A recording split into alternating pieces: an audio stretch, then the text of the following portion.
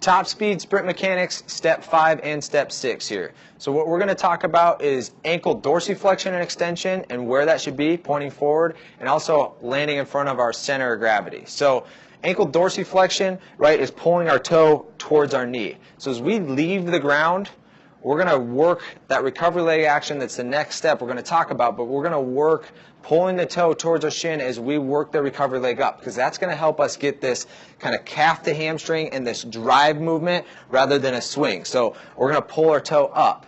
And then as we go into that extension and we're working our way down, we're going to get to where our foot's going to be almost neutral. And this is where I'm going to differ from a lot of people, but we're not going into the ground dorsiflexion because that's almost impossible. You have to approach neutral and then you're going to anticipate. So we talk about this dorsiflexion.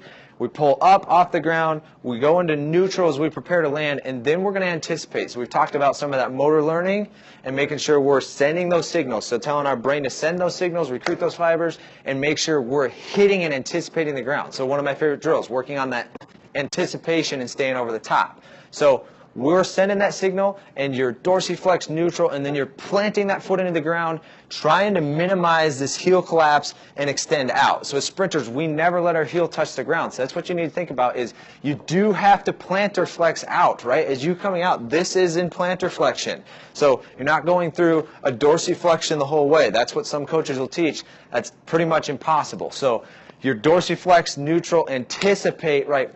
Fire all your force into the ground efficiently, and you're kind of listening for that pop, right? That pop, and some of our drills will focus on that, but we really want that pop. Now, the only way you're going to get that pop is where we talk about center of gravity, the next step here.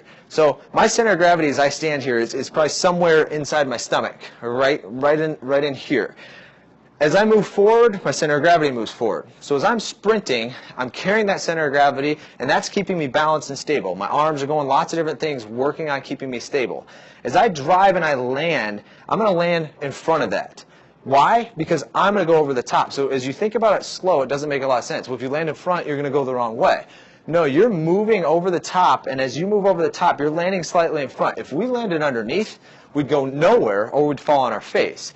So we land slightly in front. So it depends on, as I give you a number here, it depends on your leg length, how tall you are, lots of different things. But typically it's between 6 and 10, 6 and 12 inches in front of your center of gravity.